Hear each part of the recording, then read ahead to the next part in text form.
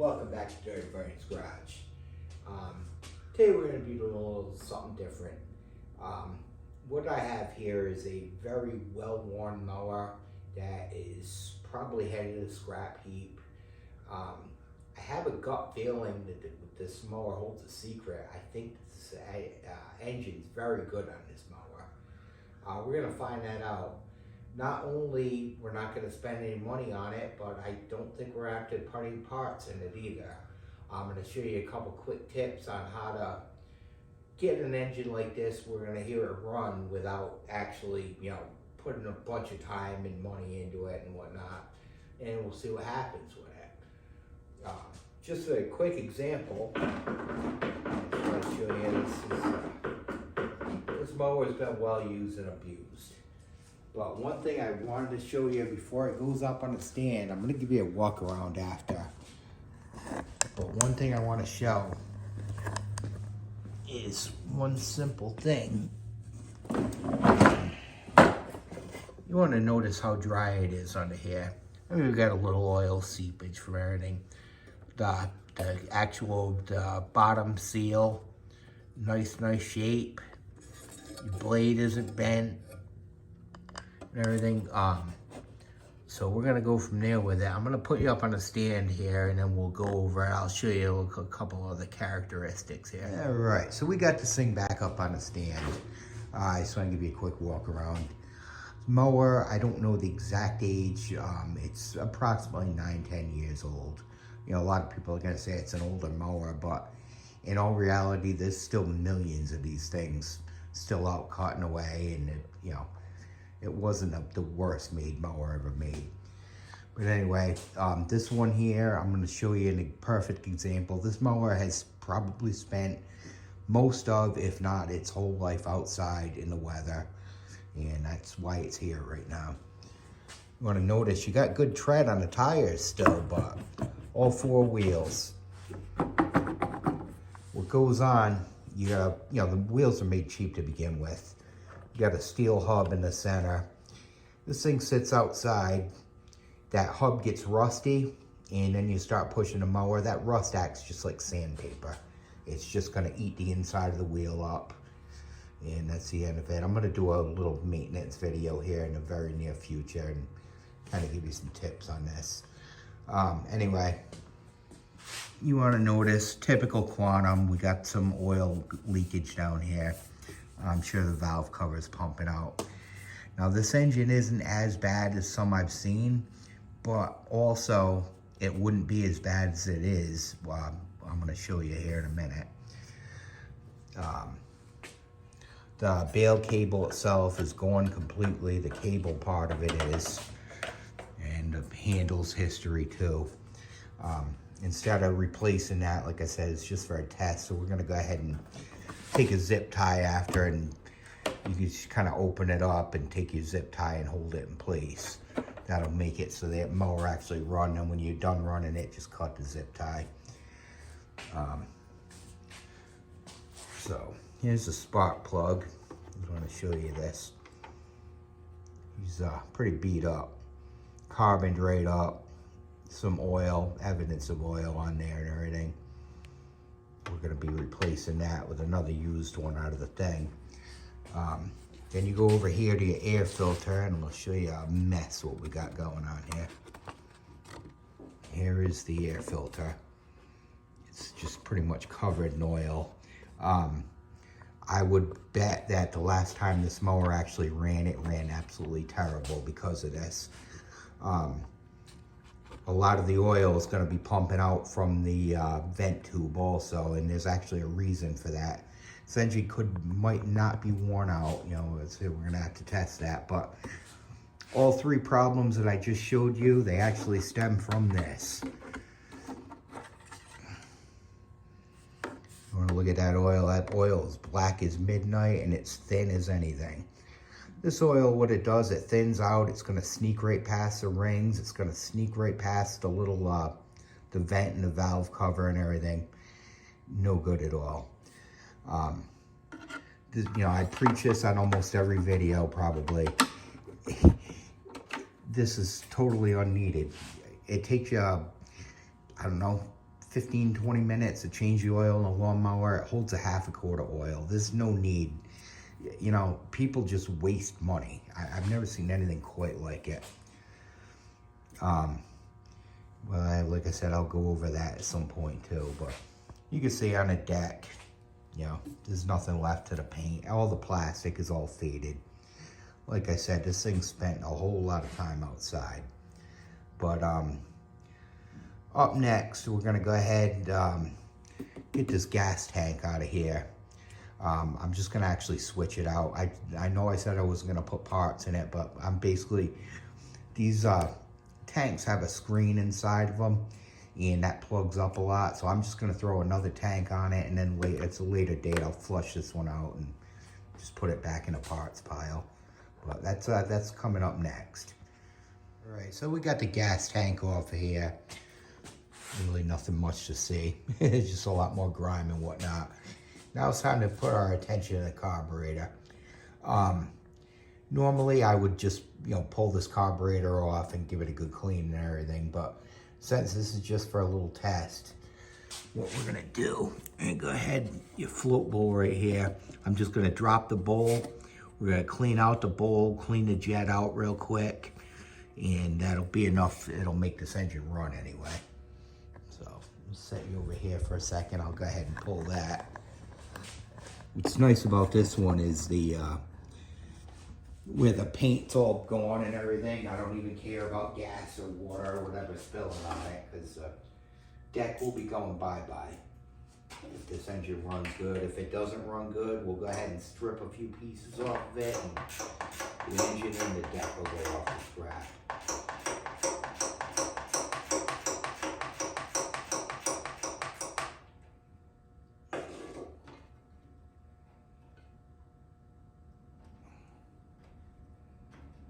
But we're gonna go ahead and verify that the jet's flowing good.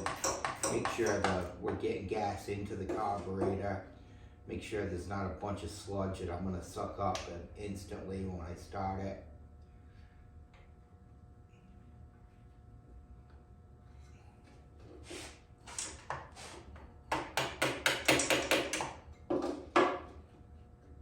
Come on out of there. Not quite. Float bowl out.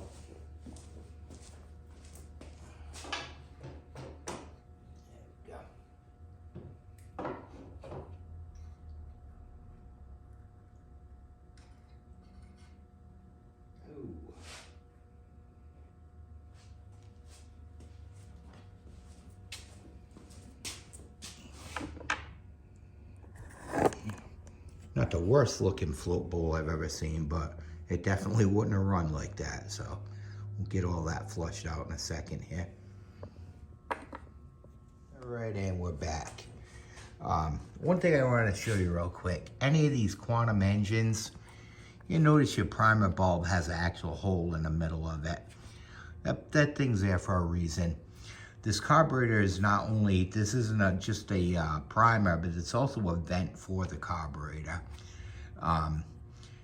What you're doing when you're priming this engine is you're actually, you know, you're gonna put your finger over the thing, and you're actually forcing air into the float bowl, which in turn that air's gotta go somewhere, and it's gonna shoot right up the jet into the throat of the carburetor. Of course, it's gonna have fuel with it too, because your bowl will be full of fuel.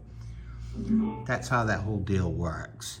So what I did in this case, I took the little nozzle for the carburetor cleaner, blasted it through there, verified that I had, you know, the carburetor cleaner coming out the carburetor. Then I give it a quick shot of air. That's gonna be all set. Don't know whether you can hear it or not, but we got air pushing through the carburetor. That thing's gonna be all set.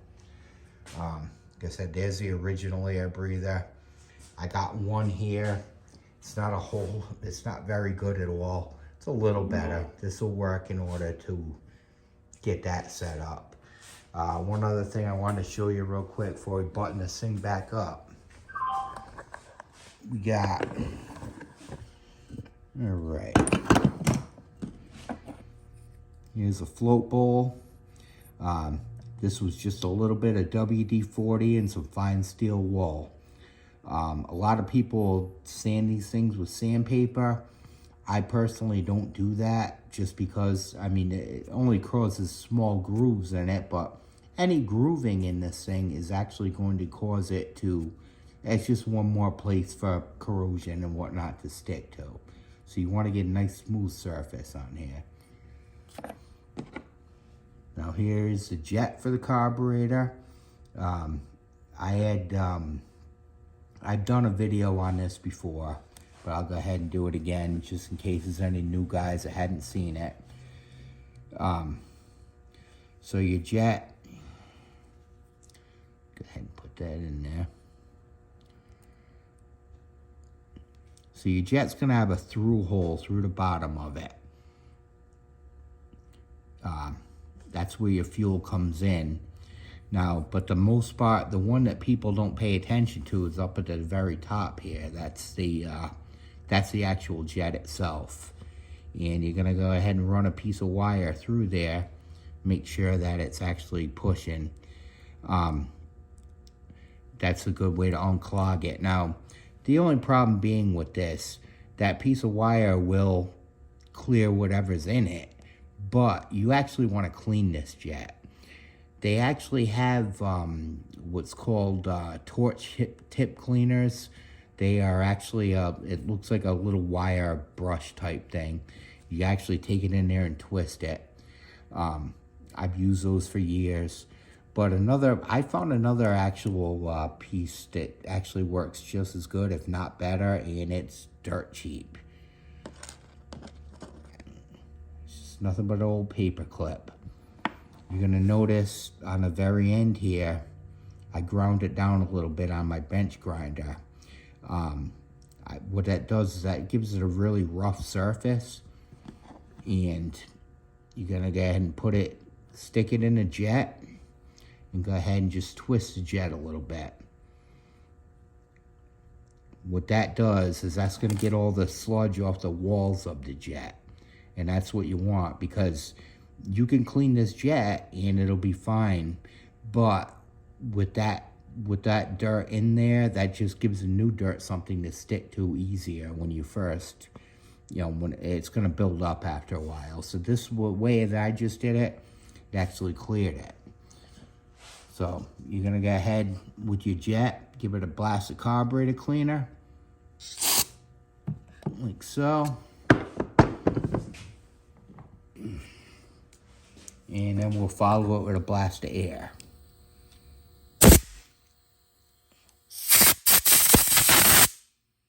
And that jet is done. That thing's ready to, it'll run a marathon. So that's pretty much it for this.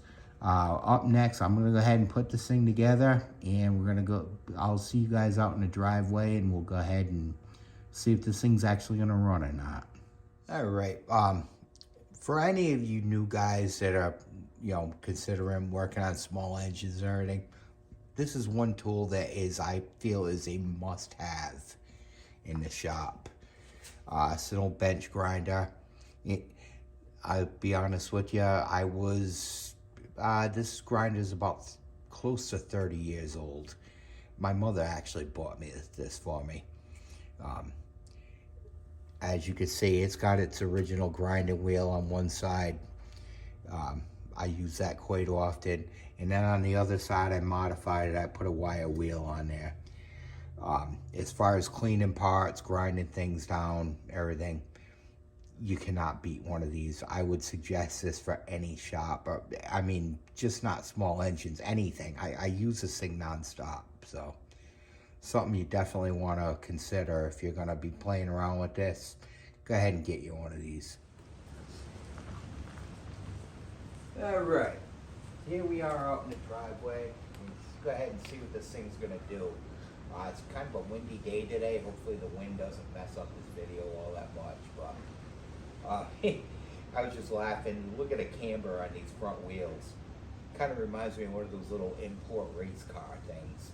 There's actually a meme on the internet with the mower with the wheels all clapped out like that. I guess I own one now too. go ahead and see if this thing will actually run. We'll see if what the secret is, if it's a good one or a bad one. I went ahead and hit the primer. Like I said, I have my blade brake all tied open with the thing. So let's see what she'll do.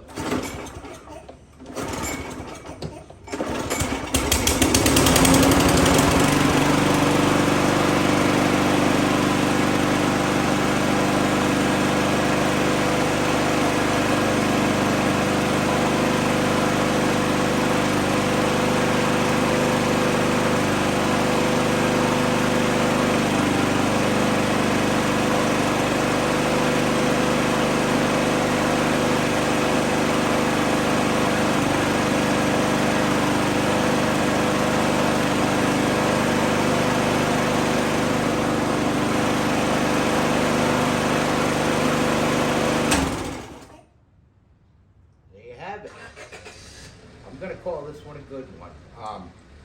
I didn't want to run it all that long. We got still got that black oil in there. I added a little bit to it, but still, it's not good to run it. I was bent down listening for piston slap, rod knock, something like that. This one checks out good.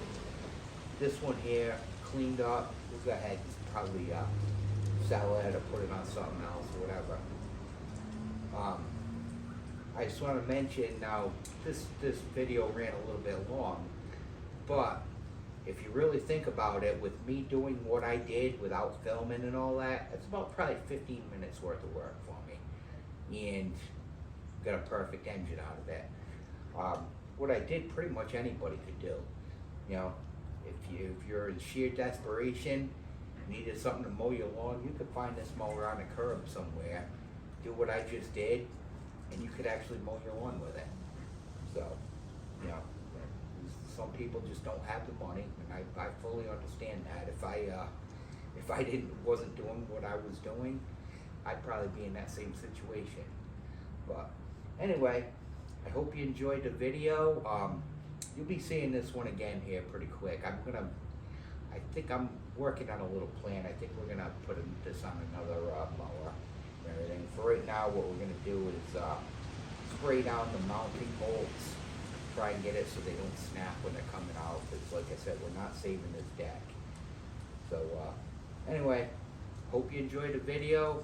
Like, comment, subscribe, all that good stuff, and we'll see you on the next one.